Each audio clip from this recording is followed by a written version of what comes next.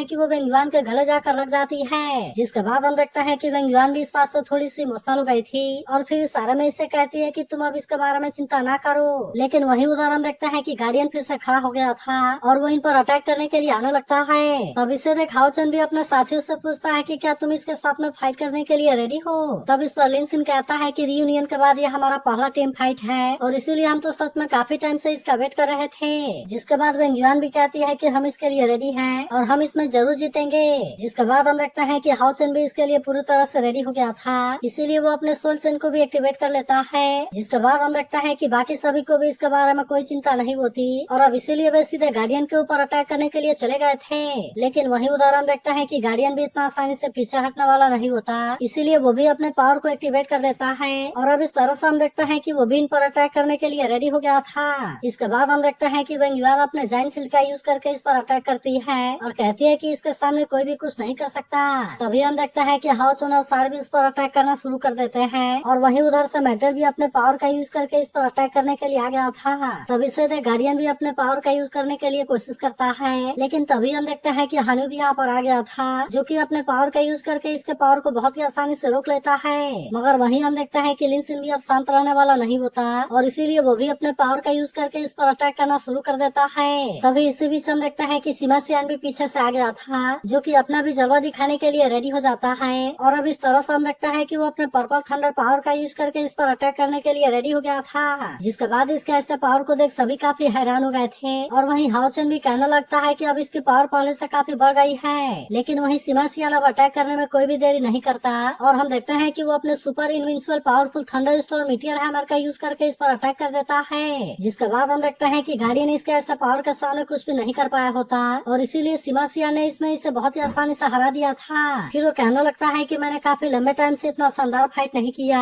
और जैसा कि मैंने उम्मीद किया था सभी को फॉलो करना बहुत ही बेटर है। लेकिन वही उदाहरण देखते हैं कि लिन सिन इसके ऐसे पावर को देख काफी हैरान होता है और फिर कहता है कि ये टकला आदमी तो पहले से काफी पावरफुल हो गया है। मगर तभी अचानक से हम देखते हैं कि सामने से कोई पावर आने लगती है, जिसे देखते ही सभी इस बात से काफी परेशान हो गए थे और फिर वो सोचने लगते हैं कि क्या गार्डियन अभी भी नहीं मरा। तभी हमें पता चलता है कि गार्डियन इनके ऊपर काफी गुस्सा हो गया है, इसीलिए वो इनके ऊपर फिर से अटैक करने के लिए रेडी हो गया था और कहने लगता है कि मैं अब तुम सबको खा जाऊंगा। लेकिन फिर भी हम देखते हैं कि वे इतना आसानी से मारने वाले नहीं होते और इसीलिए वे फिर से इसका सामना करने के लिए रेडी हो जाते हैं। तभी सीमा सियान अपने वज्रा फिस्ट का यूज करने के लिए रेडी हो जाता है और अब इस तरह से हम देखते हैं कि वो गार्डियन के अटैक को रोकने के लिए कोशिश करता है। लेकिन तभी इसे पता चलता है कि गार्डियन की ताकत पहले से काफी बढ़ गई है, जिसके वजह से वो काफी परेशान हो गया था और फिर हम देखते हैं कि वो इसके सामने कमजोर पड़ने लगता है। तब इसे देखते ही सभी इसकी हेल्प करने के लिए आने लगते हैं, मगर तभी गार्डियन ने इसके ऊपर अटैक कर दिया था, जिसके वजह से वो इसके सामने कुछ भी नहीं कर पाता।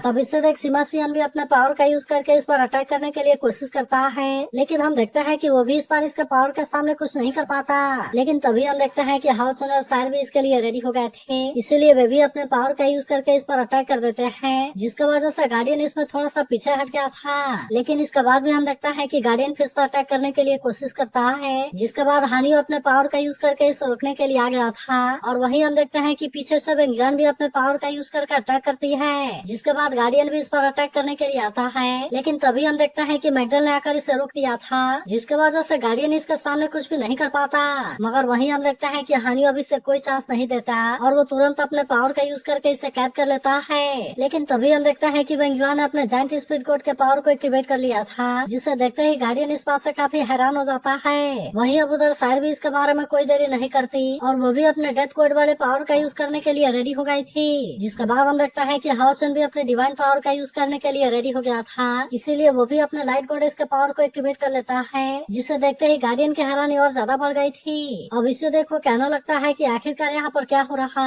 और यहाँ पर इतने सारे मिस्टीरियस इनहेरिटर कहाँ से आ गए। लेकिन अभी भी हम देखते हैं कि गार्डियन इतना आसानी से हार मानने वाला नहीं होता, इसीलिए वो भी अपने ताकत का यूज करके अपने आप को आजाद करा लेता है। जिसके बाद हम देखते हैं कि हाओचन, सार और वेंगुआन भी अपने पावर का यूज करने के लिए रेडी हो गए थे और अब इस तरह से वे इस पर अटैक करना शुरू कर देते हैं। लेकिन इसके बाद भी हम देखते हैं कि गार्डियन को इसके बारे में कोई चिंता नहीं होती और इसीलिए वो अकेले ही अपने पावर का यूज करके इनको रोकने लगता है। तभी हम देखते हैं कि चेन भी इसमें इनकी हेल्प करना चाहती थी, इसीलिए वो मैगडल से कहने लगती है कि तुम इसमें इनकी हेल्प करने के लिए रेडी हो जाओ, क्योंकि अगर इसके लिए तुमने मेरी बात नहीं मानी तो मैं फिर से तुम्हें पिग में बदल दूंगी। जिसके बाद हम देखते हैं कि मैगडल भी इसे मना नहीं कर पाता, इसीलिए वो भी अपने पावर को एक्टिवेट कर लेता है और अब इस तरह से हम देखते हैं कि वो सीधे गार्डियन पर अटैक करने के लिए आ गया था। जिसके बाद हम देखते हैं कि गार्डियन अब इन सभी के पावर के सामने कुछ भी नहीं कर पाता और इसीलिए वो इसमें हार गया था। तब इससे देख चेन अपने आप को कहने लगती है कि प्रिंसेस काफी पावरफुल है और फिर कहने लगती है कि कर सब तुम हमारे सामने कुछ भी नहीं कर सकते और अब तुम हमारे बीच में फंस गए हो। लेकिन तभी हम देखते हैं कि गार्डियन इस बात से काफी गुस्सा हो गया था और फिर वो कहने लगता है कि तुम मुझे कर्ज कैसे बोल सकती हो, क्योंकि मैं तो बिस्ट गॉड के द्वारा अपॉइंट किया गया गार्डियन हूँ। तब इसके बारे में सुनते ही सभी इस बात से काफी परेशान हो जाते हैं और अब इस तरह से इनको समझ में आ गया था कि वो तो गलत आदमी से फाइट कर रहे हैं। लेकिन वहीं हम देखते हैं कि चेन भी इसके बारे में कुछ नहीं बोल पा रही थी। जिसके बाद वो गार्डियन इनको अपने साथ में ले जाता है और फिर बताता है कि ये होली पुल है जिसमें कि सारे कर्ज हैं। फिर वो इनको बताता है कि तुम जिस कर्ज के सोर्स को खोज रहे हो वो इसके डीप हिस्से में है, लेकिन इसके अंदर केवल चेन ही जा सकती है। मगर अब इसके बारे में सुनते ही सभी इस बात से काफी परेशान हो जाते हैं और इनको समझ में नहीं आ रहा था कि आखिरकार ऐसा क्यों है और इसीलिए लिन सिन कहने लगता है कि हम चेन को वहाँ पर अकेले कैसे जाने दे सकते हैं। वहीं उधर हम देखते हैं कि चेन भी इसके बारे में सोचकर परेशान हो रहा था और फिर वो गार्डियन से पूछता है कि क्या हम तीनों भी नहीं। तब इस पर गार्डियन इसे बताता है कि नहीं, ऐसा बिल्कुल भी नहीं हो सकता,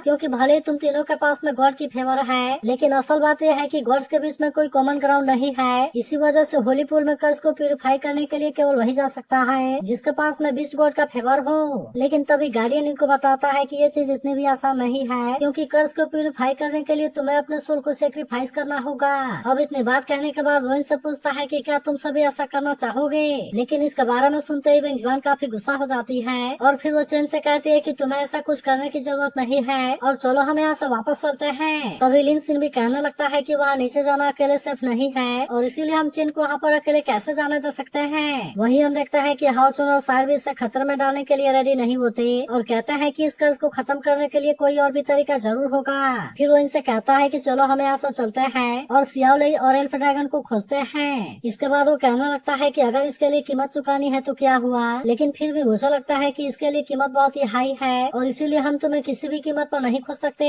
मगर वहीं हम देखते हैं कि चेन यहाँ से इतना आसानी से जाने वाली नहीं होती, क्योंकि उसे पता है कि सोल पैलेस में क्या हुआ है। इसीलिए वो कहने लगती है कि ग्रैंड माँ और ज्यादा वेट नहीं कर सकती और वहीं सोल पैलेस के बाकी समनर भी ज्यादा वेट नहीं कर सकते। अब इसीलिए हम देखते हैं कि चेन वहाँ पर जाने के लिए रेडी होती है और इनसे कहती है कि तुम मेरे बारे में चिंता ना करो। फिर वो कहने लगती है कि मैं भी पहले से काफी पावरफुल हो गई हूँ, इसके अलावा तुम सभी भी यहाँ पर आ गए हो, इसीलिए मुझे अगर वहाँ पर कुछ भी हो गया तो फिर क्या तुम सोल चेन का यूज करके मुझे नहीं बचा सकते। लेकिन वहीं हम देखते हैं कि किसी को भी इसके बारे में ज्यादा समझ में नहीं आ रहा था और इसीलिए वे इसके बारे में कुछ भी नहीं बोलते। लेकिन वहीं हम देखते हैं कि वेंगयुआन अभी भी इस बात से परेशान होती है और इसीलिए वो चेन से कहती है कि तुम वहाँ पर मत जाओ। लेकिन अभी भी हम देखते हैं कि चेन इनकी बात मानने वाली नहीं होती और फिर इनसे कहती है कि तुम मेरे ऊपर यकीन रखो और अब तुम सभी मेरे गुड न्यूज के आने का वेट करो। जिसके बाद हम देखते हैं कि चेन को रोकने के लिए कोई भी कुछ नहीं कर पाता और अब वो होली पूल में जाने के लिए कूद जाती है। ये मुझे पता होना चाहिए था कि मैंने सिटी के साउथ में से ब्रेक थ्रू किया और यहाँ तो सच में काफी इरी है और यहाँ पर तो सच में काफी डर लग रहा है। फिर वो कहने लगती है कि मुझे कर्ज का सोच जैसे ही दिखाई देगा मैं उससे बहुत बुरे तरीके से पीटूंगी। तभी अचानक से हम देखते हैं कि उसे अपने आसपास रेड कलर में कुछ दिखाई देने लगता है, जिसकी वजह से चेन काफी परेशान हो जाती है और उसे भी समझ में नहीं आ रहा था कि आखिरकार है क्या।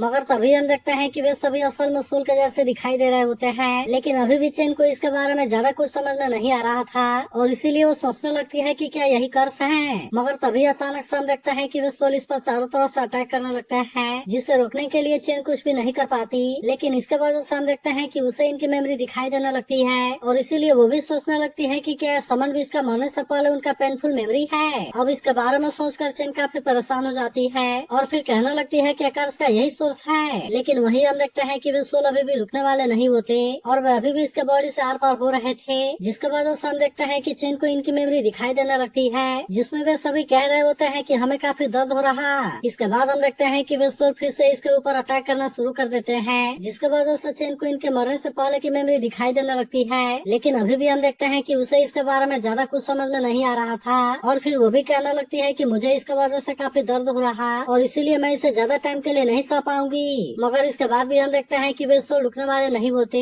और वे अभी भी इसके ऊपर लगातार अटैक कर रहे थे, जिसके वजह से चेन अब वहीं पर बेहोश हो जाती है। वहीं दूसरी तरफ हम देखते हैं कि चेन को अंदर गए हुए काफी टाइम हो गया था, इसीलिए वे युआन इसके बारे में सोचकर परेशान होने लगती है और फिर वो हाउचन से कहती है कि उसे तो अब तक बाहर आ जाना चाहिए था। तभी अचानक से हम देखते हैं कि सभी सोल एक साथ में कंबाइन होने लगते हैं और इनसे बनने वाला क्रिएचर कहने लगता है कि कि मैं तुम्हें नहीं छोड़ूंगा और मैं तुम्हारे सारे सोल को खा जाऊंगा। लेकिन वहीं हम देखते हैं कि चेन अभी भी इसके बारे में कुछ नहीं बोल रही थी, क्योंकि उसका समझ में नहीं आ रहा था कि आखिरकार यहाँ पर क्या हो रहा। मगर वहीं हम देखते हैं कि वो क्रिएचर काफी गुस्सा होता है और वो इसके तरफ जाते हुए कहता है कि मैं तुम्हें इतना आसानी से नहीं छोड़ने वाला और मैं तुम्हें भी अपने पेन को फील कराऊंगा। इसके बाद हम देखते हैं कि क्रिएचर फिर से इसके ऊपर अटैक करने के लिए आने लगता है, जहाँ इसके वजह से चेन को इनकी मेमोरी दिखाई देने लगती है। फिर इसमें हम देखते हैं कि एक समन भी बहुत बुरे तरीके से इंजर्ड हो गई थी, जो अपने मास्टर से कहने लगती है कि मास्टर आपको उदास होने की जरूरत नहीं है, लेकिन फिर भी आप इसके लिए मुझे माफ कर देना क्योंकि मैं आपको प्रोटेक्ट करने में फेल हो गई। वहीं उधर हम देखते हैं कि एक दूसरा सोल भी इंजर्ड होने की वजह से काफी उदास था और फिर वो कहने लगता है कि क्या हम यहाँ पर एक दूसरे से अलग होने जा रहे हैं, लेकिन मैं सच में अपने मास्टर से अलग नहीं होना चाहता।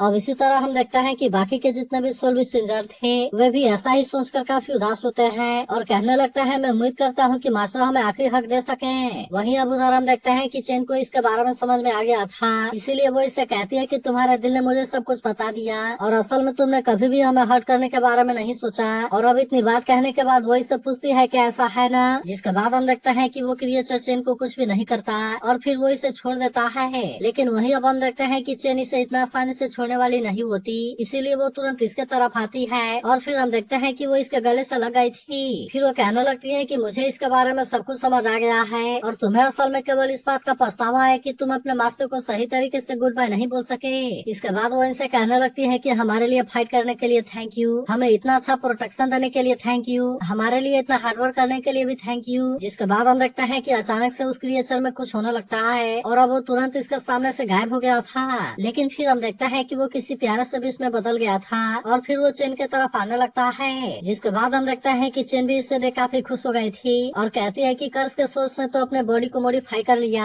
और इसीलिए ये तो सच में काफी अमेजिंग है। लेकिन तभी अचानक से यहाँ पर कोई फेरी भी आ जाती है जो चेन से कहने लगती है कि गॉड की फेवर पर्सन, तुमने सच में बहुत ही अच्छा काम किया। और फिर हम देखते हैं कि वो इसके सामने भी आ जाती है। तब इसे देखते ही चेन उससे पूछती है कि क्या बिस्ट वर्ड हो, लेकिन हम देखते हैं कि वो फिर इसके बारे में कुछ भी नहीं बोलती और फिर कहने लगती है कि तुमने भी इसे फील कर लिया होगा, क्योंकि वे असल में कोई कर्ज नहीं है बल्कि ये तो इंसानों और समन बीच के बीच का प्यार है जो कि इन दोनों को जकड़े हुआ है। जिसके बाद हम देखते हैं कि चेन भी ऐसा नजारे से काफी हैरान होती है और वो इसके बारे में कुछ भी नहीं बोल पा रही थी। तभी फेरी कहने लगती है लेकिन लोगों ने अपने सोल का यूज करके सोल बीच के साथ में कम्युनिकेट करने के लिए यूज किया ताकि इसके वजह से वे इनके दिल को सुन सके और अब इसीलिए मैं भी चाहती हूँ कि इनका आखिरी विश पूरा हो जाए ताकि इनको ऑब्सेशन के ट्रैप से बचाया जा सके। तभी अचानक से हम देखते हैं कि वे सभी सोल बीच इसके बॉडी में जाने लगते हैं और वो इसके बारे में कुछ भी नहीं कर पाती। जिसके बाद फेरी इससे कहने लगती है कि तुम्हें इसके बारे में ज्यादा चिंता करने की जरूरत नहीं है क्योंकि अब ये सभी सोल बीच तुम्हारे डिस्पोजल पर है। और फिर वो इसे कहती है कि तुम विश गॉड की सबसे डिजर्विंग पर्सन हो। इसके बाद वो इसे कहती है कि मैं गॉड के फेवर को अवेकन करने वाली हूँ और इस तरह से मैं तुम्हें सोल एंड क्लॉथ को देने वाली हूँ जिसका यूज करके तुम सभी भी इसके साथ में कम्युनिकेट कर सकती हो।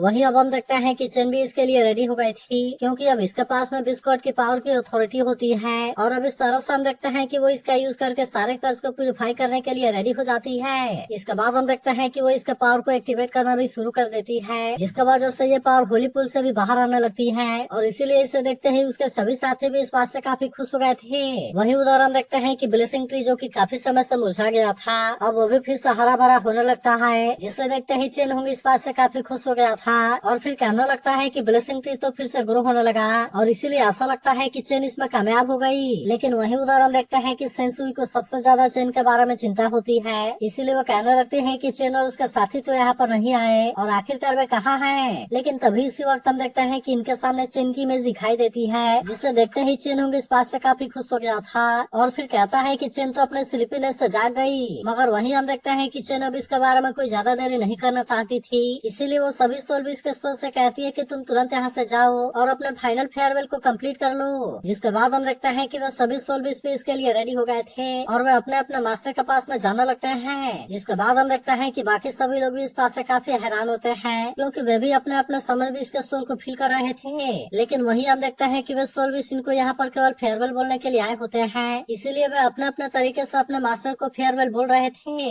लेकिन अब इसका वजह से हम देखता है कि वे सभी भी इस बात से काफी उदास हो गए थे क्योंकि उनको भी फील हो गया था कि उनके समन भी यहाँ पर आए हैं और फिर हम देखते हैं कि वे सभी फेयरवेल बोलकर यहाँ से गायब हो रहे थे। तभी उधर हम देखते हैं कि सेंसुई भी रिकवर होने लगती है जिसे देखते ही चेन होंगी इस बात से काफी खुश हो गया था और फिर उससे कहता है कि तुम तो पूरी तरह से से रिकवर हो गई। लेकिन वहीं हम देखते हैं कि सेंसुई को इसके बारे में सब कुछ समझ में आ गया था और फिर कहने लगती है कि ये तो वही सब है। जिसके बाद हम देखते हैं कि वो इनका साथ मिलकर फाइट करने के लिए थैंक यू कहती है और फिर कहती है कि तुम्हारा सोल को शांति मिले। जिसके बाद हम देखते हैं कि बाकी सभी लोग भी ऐसा ही बोलते हैं। लेकिन तभी हम देखते हैं कि हाओचुन और उसका साथी भी यहाँ पर आ गए थे, जिसे देख चेनुंग इनकी हेल्प करने के लिए थैंक यू कहता है। लेकिन तभी वो नोटिस करता है कि यहाँ पर तो पहले से ज्यादा लोग हो गए हैं और इसीलिए हम देखते हैं कि वो इस बात से हैरान हो गया था। वहीं उधर हम देखते हैं कि सीमा सियान के सभी टीम मेंबर काफी परेशान हो गए थे और वह कहने लगता है कि हमारे लीडर यहाँ से गायब हो गए और इसके पीछे असल में उस ग्रीन हेयर वाले मैजिशियन और उस नाइट का हाथ है। अब इसी वजह से हम देखते हैं कि वे सभी इस बात से काफी परेशान होते हैं क्योंकि वे इनको रोकने के लिए कुछ भी नहीं कर पाए और वे अचानक से उनके सामने से गायब हो गए। तब इसके बारे में सुनकर अलायंस लीडर भी इस बात से काफी गुस्सा हो गया था और फिर कहता है कि यहाँ से भागने की उसकी हिम्मत कैसे हो गई। मगर वहीं उधर हम देखते हैं कि वे सभी इसके बारे में पार्टी कर रहे थे। जिसके बाद अलायंस लीडर कहने लगता है कि सीमा सियान जब से यहाँ से चला गया उसकी बनाई हुई टीम पूरी तरह से पैरालाइज हो गई है। लेकिन ग्रीन हेयर वाले मैजिशियन के बारे में सुनकर लेडी मास्टर को इसके बारे में समझ में आ गया था और इसीलिए वो कहती है कि मुझे पता है कि ये कौन है। फिर वो कहती है कि वे जरूरी उसके डिमन हंटिंग टीम के मेंबर होंगे